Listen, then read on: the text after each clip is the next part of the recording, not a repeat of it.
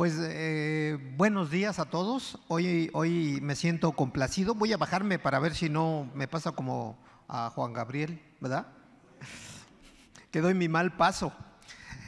Un servidor como excepción, pues tomé la libertad de no usar el cubrebocas para que sea la voz más fluida, sea más entendible. Sin embargo, ustedes por protocolo sí les pediría que siempre tuvieran el cubrebocas para aquello de la sana distancia y obviamente el protocolo de sanidad.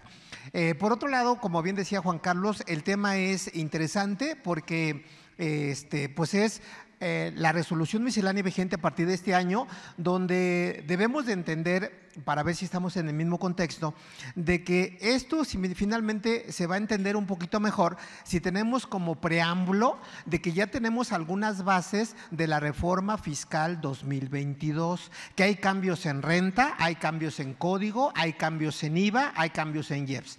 Por otro lado, damos también por entendido que ya tenemos alguna base de las reformas o los cambios en materia de CFDI. ¿Por qué razón? Porque hoy por hoy ya está vigente, aunque tenemos un periodo de gracia, el CFDI versión 4.0. Y finalmente, y digo que debemos tener un protocolo, un antecedente, porque una cosa es la reforma fiscal como tal, que se modifica el artículo 29 y 29 letra A, donde ya se hace obligatorio tanto para el emisor como el receptor aquellos datos como régimen fiscal, como código postal, como el uso del CFDI, que por cierto ya hay nuevos catálogos de claves en materia de usos, ¿de acuerdo?, para que ustedes ya tengan toda la plataforma completa. Y también hay cambios importantes en aquel CFDI identificado como CFDI tipo P de pago, que se desprende del artículo 29 letra A, ¿de acuerdo? Fracción 7, inciso B, ¿de acuerdo? ¿Y por qué digo que hay cambios? Porque obviamente la autoridad quiere tener más información de lo que debe de tener ese CFDI, y dentro de esa información no se sorprendan de que les va a pedir ese CFDI tipo pagos, ¿de acuerdo? De que si el cobro que están haciendo ustedes es base de IVA, entonces les va a pedir la base del IVA. Les va a pedir aparte la tasa del IVA, que hoy por hoy podemos decir que hay tres tasas: la tasa general del 16%, la tasa particular, la región fronteriza norte y sur del 8% y la tasa del 0%. Entonces todo eso se los va a pedir el CFDI tipo P de pagos. También les va a pedir de que si esos pagos que están recibiendo o están realizando son base de retenciones de ICR, de IVA o de IEPS, entonces no se asombren de que tienen que llenar toda esa información para dar debido cumplimiento. Y dentro de la regla miscelánea se menciona, por ejemplo, que ese CFDI tipo P de pagos, y le digo la regla 27132, que me dice que si ustedes reciben un pago o varios pagos en un mismo mes, ¿de acuerdo?, pueden hacer un solo CFDI, obviamente que sean del mismo cliente, se da por entendido, ¿me explico?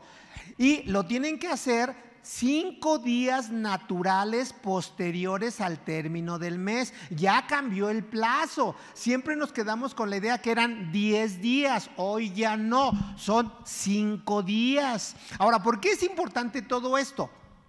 Porque si no se emite el CFDI tipo P de pagos en tiempo y forma, que son los 5 días, lamentablemente lo que están comprando no surte efectos fiscales, porque no están cumpliendo con los requisitos que hoy por hoy vienen tanto en el anexo 20, que es precisamente el llenado del propio CFDI, y desde luego los plazos vía resolución miscelánea. ¿Queda claro? Entonces se menciona todo esto porque la forma de pago, el método de pago, entre otros requisitos, son datos obligatorios. ¿Queda claro? Ahora, y si alguien se puede preguntar, oye Toño, pero entonces en ese periodo de prueba que tú dices o de plazo, ¿puedo emitir la versión 3.3 y la versión 4.0? Sí. ¿Y ese periodo de qué estamos hablando? De enero, ¿de acuerdo?, hasta el 30 de abril. ¿Queda claro? También vamos a ver, y lo pongo en contexto porque hay mucha información, y como bien decía Juan Carlos, vamos a tener la presencia del maestro Morita, para que también nos den algunos comentarios importantes y al final del camino pues ustedes se vayan con ese objetivo por el cual vinieron. Entonces lo menciono también porque ya damos también por asentado de que ya conocemos al menos la plataforma de lo que es la carta aporte. Y lo menciono porque en la resolución miscelánea se anexan 4 reglas diferentes a las que ya conocíamos tradicionalmente. Y dentro de esas reglas diferentes se destaca una en particular que menciona el concepto de lo que es tramo federal, ¿de acuerdo? Y el tramo federal al día de hoy es cuando la longitud que esté utilizando de un tramo federal es arriba de 30 kilómetros. Por lo tanto, si es hasta 30 kilómetros, se entiende que no es tramo federal, pero sí tienen que dar un CFDI tipo traslado o ingreso sin carta aporte, ¿de acuerdo? Pero solamente va dirigido para camiones conocidos como C2, ¿queda claro? De acuerdo a una norma oficial mexicana que ya viene de muchos años atrás. Y esos camiones C2, nada más por protocolo, debo decirles que son camiones ligeros de 2 ejes hasta con 6 llantas. ¿De acuerdo?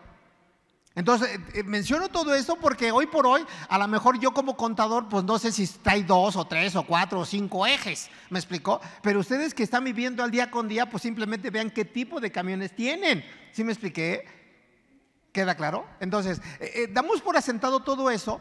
Y menciono porque si venimos al curso de resolución miscelánea donde no tenemos algún antecedente previo, sí va a ser un poquito más difícil entender todo esto. ¿Me expliqué? Sin embargo, como buen contador y como ya somos cuates, amigos y demás, pues las preguntas están abiertas para todo mundo, nada más levante la paletita. ¿Sí queda claro? Bueno, dicho eso, pues bueno, bienvenidos, buenos días, buen inicio de año, un abrazo a todos, feliz Día de Reyes que acaba de pasar, aunque a mí no me trajeron nada, ¿de acuerdo?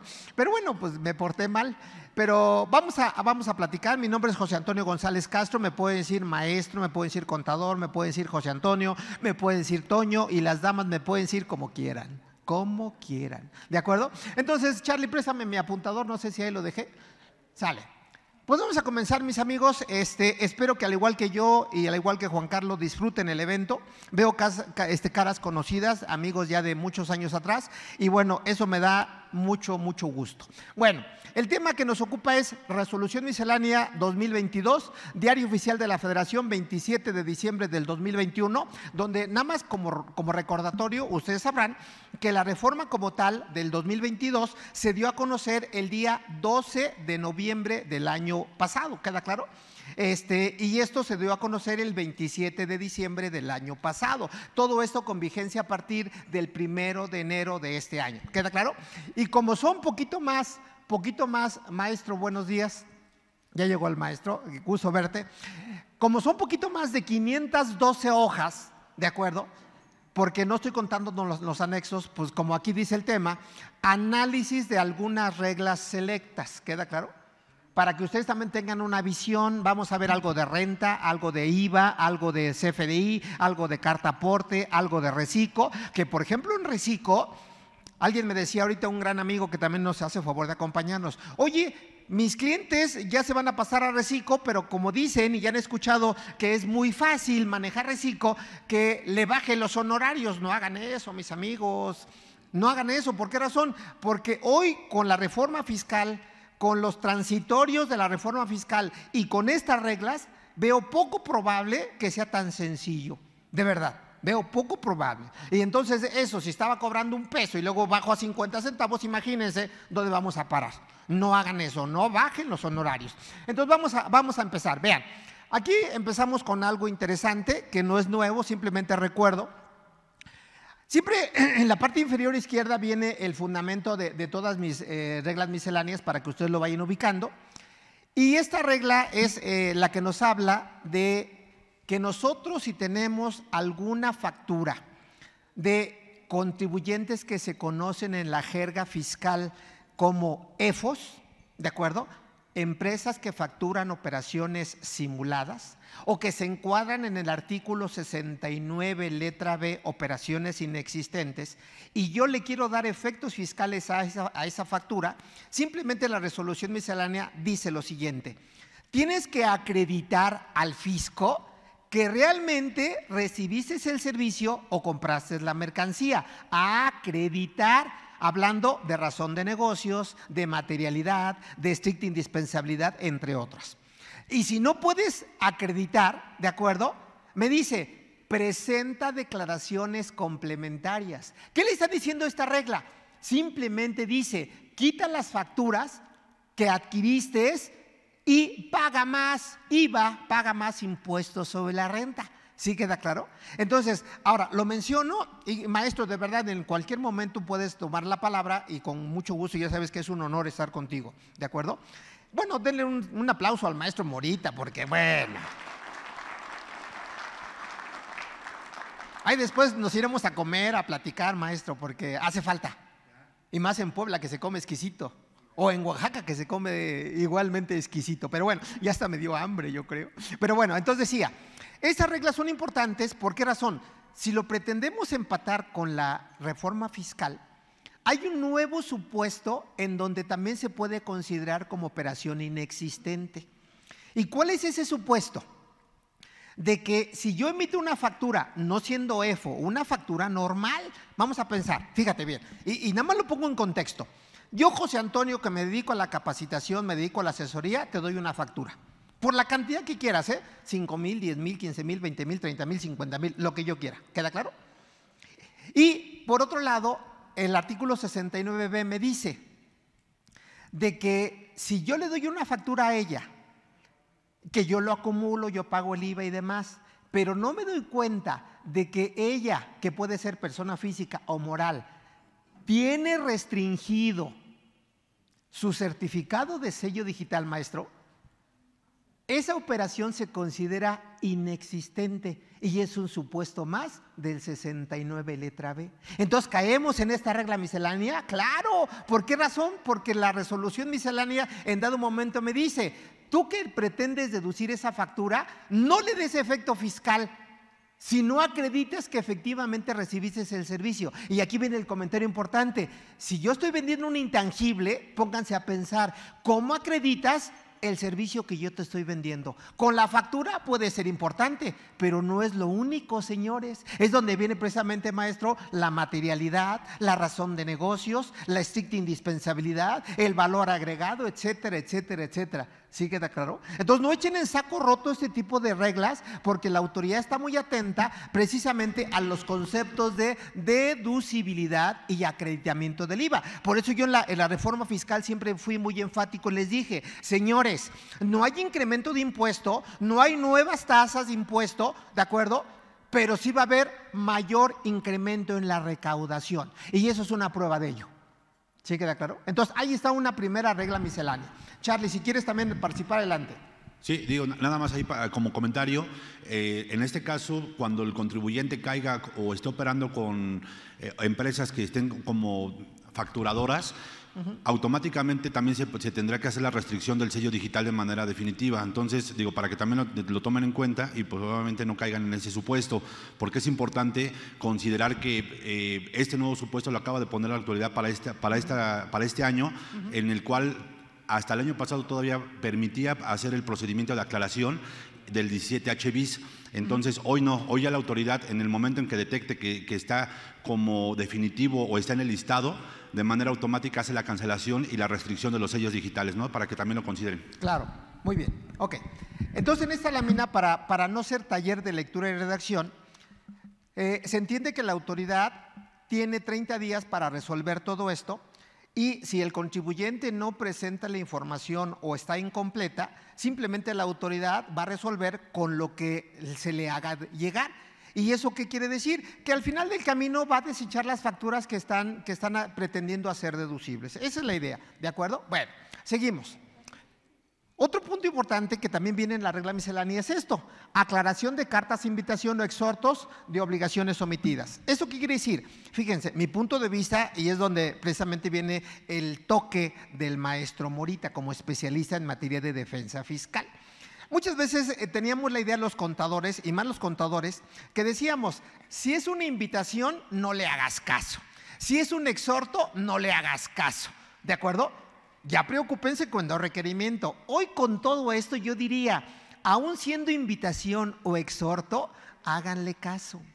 Atiéndanlo, ¿me explico? Porque de lo contrario, a partir de ahí la autoridad puede empezar a ejercer sus facultades de comprobación. Y es donde viene precisamente el comentario, de que en este orden de ideas, si la autoridad requiere a personas físicas o personas morales a través de una invitación o un exhorto, ¿me explico? Donde le requiera la presentación de declaraciones de algún periodo, de algún impuesto, etcétera, etcétera. Ustedes obviamente pueden utilizar esta ficha técnica. Cuando hablemos de fichas técnicas, que es precisamente el acercamiento de plazos, de qué contribuyentes lo tienen que atender, qué requisitos me piden, ¿de acuerdo? Para efectos de que sepan qué hacer, y esto viene en el anexo 1, letra A de la resolución miscelánea. ¿Queda claro? Bueno, a través de la ficha técnica 128, diagonal código, que dice aclaración de requerimientos o carta de invitación.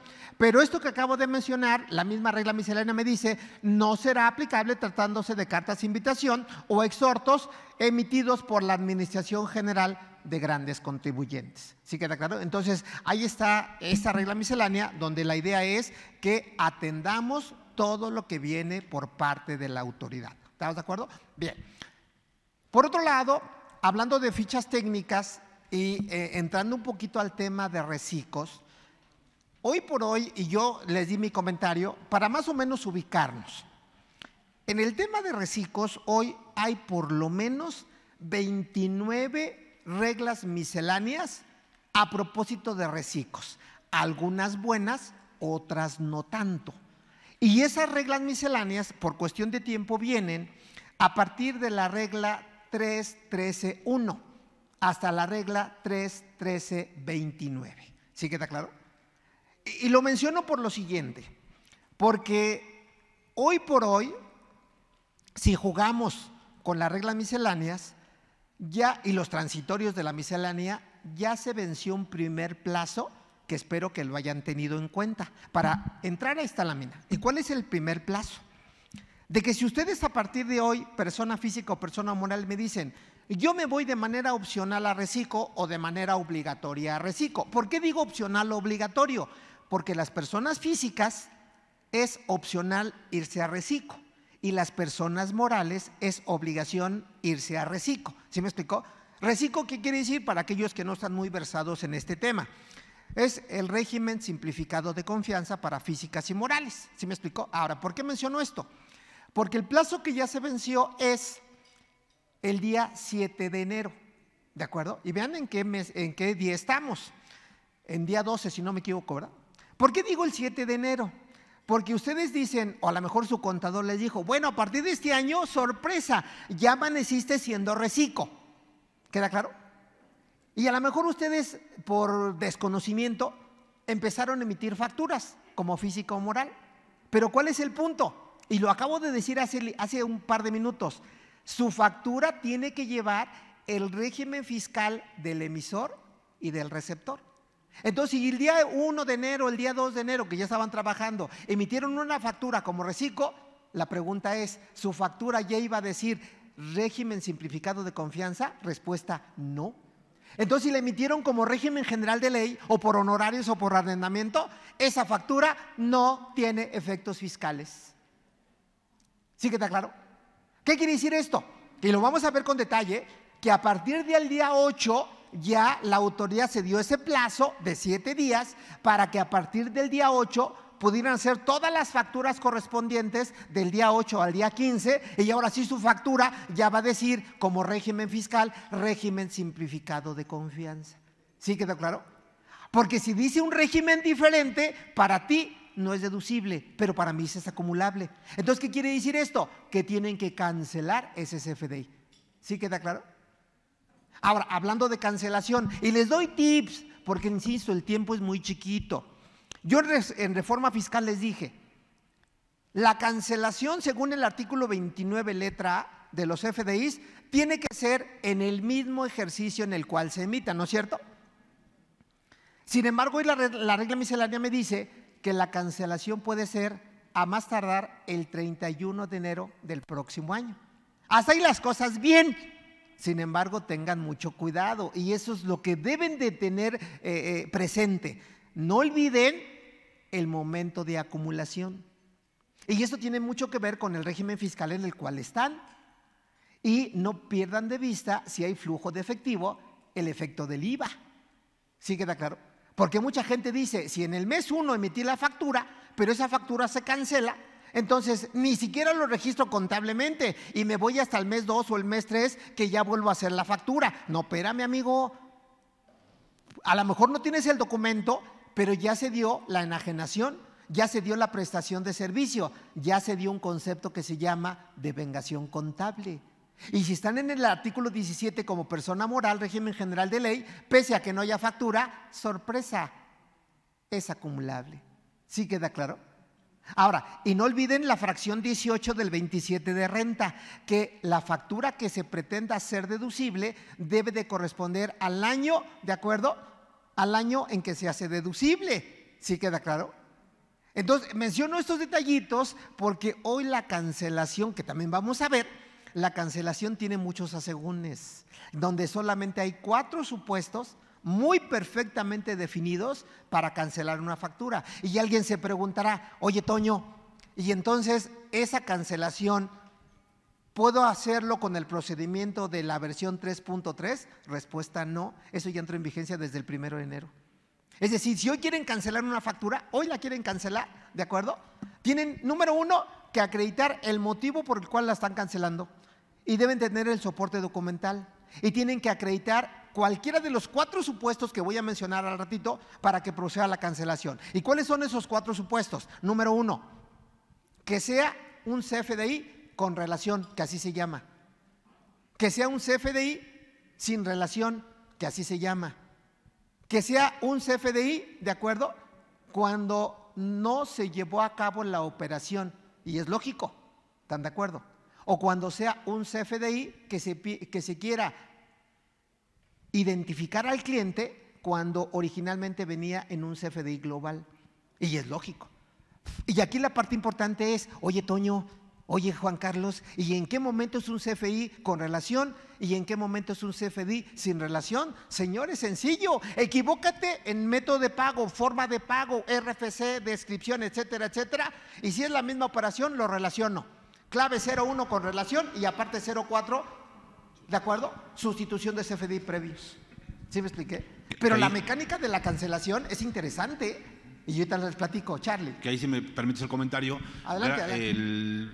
El gran número de cartas de invitación que están llegando por temas de IVA es porque nos equivocamos a la hora de facturar en PUE con PPD. Entonces tengan mucho cuidado, tengan controles.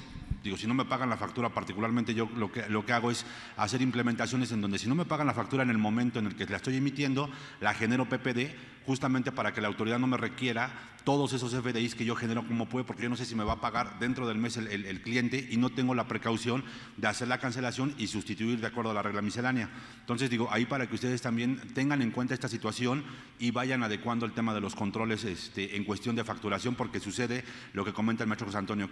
Hoy están llegando el mayor número de requerimientos porque no tenemos inclusive la precaución de cancelar los FDIs que ni siquiera dimos el servicio y que simplemente emitimos. Hay hoy contribuyentes los cuales requiere la autoridad el pago de IVA, sin embargo ese servicio nunca lo di posiblemente, pero ya no cancelé el CFDI. Entonces, ojo con ese tipo de situaciones. Ok, Charlie, gracias. Entonces, le estoy dando el contexto para entender la regla miscelánea, pero no se preocupen, como decía un asistente de uno de mis cursos, que me resultó interesante, maestro Morita, decía, oye José Antonio, ¿y no habrá manera de que tú te sientes a un lado de mi escritorio por si tengo alguna duda? Pues te consulto sin problema, me pueden hacer eso, me pueden contratar, nada más como dicen ahí, soy caro. Adelante, Lorena. Ya se había tardado Lorena, ¿de acuerdo? Pero bueno, adelante. Préstale un micrófono a Lorena porque el mío no te lo puedo prestar. Contador, referente al tercer punto que está tocando, que viene en la regla 3.13.23, en donde dice que tengo que presentar si soy persona física para tributar en el reciclo conforme al 113E, me dice que tengo que presentar el aviso. Pero, sin embargo, la regla 3.13.27, donde me habla de cambio por autoridad al régimen de simplificado de confianza, en donde me dice que la autoridad actualizará a más tardar el 6 de enero del 2022 la situación de cada contribuyente siempre y cuando cumpla con los requisitos, según la información que la autoridad tiene al 31 de diciembre del 2021. Y ahí es mi primer duda. Por un lado me dice que tengo que presentar el aviso, pero sin embargo, por el otro me dice que la autoridad lo realizará de manera automática. Esto va enfocado a ¿qué? Obviamente hay mucho desconocimiento por parte de los proveedores y más si son personas físicas. Dije, bueno, si ya se cambiaron, pero otros no saben ni cuándo ni cómo, entonces yo pensaba que hasta el 31 de enero podrían presentar dicho aviso, o sea, el 71. Y por ende, ya tendríamos la certeza de qué proveedores están en Redsico y cuáles se quedaron en el régimen que conocemos. ¿Por qué? Por la emisión de las FSDI que están emitiendo. Entonces yo dije, bueno, si ellos saben hasta finales de enero, yo para tener la certeza les estoy pidiendo su constancia de situación fiscal el 15 de febrero. Obviamente ya se terminó enero para saber si esas facturas van a ser deducibles o no. A ver, ¿cuál es el...? A ver, primera condición para preguntar. Ajá. Sean concretos. Porque Lorena me platicó toda su historia. Ajá. ¿Y por qué digo concretos? Porque son dos disposiciones totalmente diferentes. Una cosa es presentar un aviso per se y otra cosa es que en los términos de la regla 3.13.27, donde la autoridad va a actualizar tus obligaciones fiscales. ¿Es lo mismo? No. ¿Sí me explicó? Por eso yo siempre les he dicho, para entender fiscal tenemos que saber leer. ¿Queda claro? Ahora, ese es un primer comentario. Segundo comentario, según la regla miscelánea, que ya la vamos a ver, porque es mucha información, solamente aquellas personas relevadas de presentar el aviso son aquellos conocidos como agapes. La autoridad lo iba a hacer de manera automática. ¿Sí me explicó? Para todos los demás, honorarios, arrendamiento, RIF, tenían que presentar el aviso. Y digo tenían, ¿por qué razón? Por regla miscelánea. Sin embargo, al día de hoy, la autoridad lo está haciendo de manera automática. ¿Sí queda claro? Pero la obligación como tal es que tú, yo y tú presenten el aviso. ¿Sí queda claro? Ahora, también vamos a ver por regla miscelánea de que en el caso particular que dejes de ser reciclo y te vayas a régimen general de honorarios, actividad especial y arrendamiento, también la autoridad lo va a hacer de manera automática, la presentación del aviso. ¿Sí queda claro? Entonces, si me preguntan hoy por protocolo, oye Toño, pese a que la autoridad lo está haciendo de manera automática, yo para tener la evidencia debo de presentar el aviso, sí, porque así lo dice la regla miscelánea. Es más, te doy el fundamento. Y no viene por resolución miscelánea, Chécate la fracción 9 y la fracción 10 de los artículos transitorios de la reforma fiscal. Ahí viene. ¿Y por qué digo chécate la fracción 9 y 10? Porque muchos de los que hoy van a estar en reciclo, ¿saben quiénes eran? El RIF. Sin embargo, una aberración, maestro, una aberración es que si ustedes checan la ley de ingresos de la Federación, ya no está el artículo 23 que mencionaba los estímulos fiscales para el RIF. Si checan la ley de impuestos sobre la renta, ya no está el artículo 111, 112 y 113 que nos hablaban precisamente del régimen de incorporación fiscal, el RIF. ¿Queda claro? Sin embargo, fíjate, la aberración ¿dónde está? Hoy la resolución miscelánea dice que si tú eras RIF, vas a continuar siendo RIF. Está creando fenómenos fiscales la autoridad. ¿Cómo vas a ser RIF si ya está derogado el régimen de ese tipo de contribuyentes, ¿no? ¿Sí queda claro? Sin embargo, hoy lo revive la resolución miscelánea. Es un zombie. ¿Y por qué digo que vas a seguir siendo RIF si no rebasas 2 millones de pesos? Y que sigas aplicando las facilidades administrativas que venían en el artículo 23 de la Ley de Ingresos de la Federación, versión 2021. ¿Queda claro? Les estoy dando mucha información, espero que vayan tomando nota. Pero bueno, ¿algún comentario, mis amigos? Sale.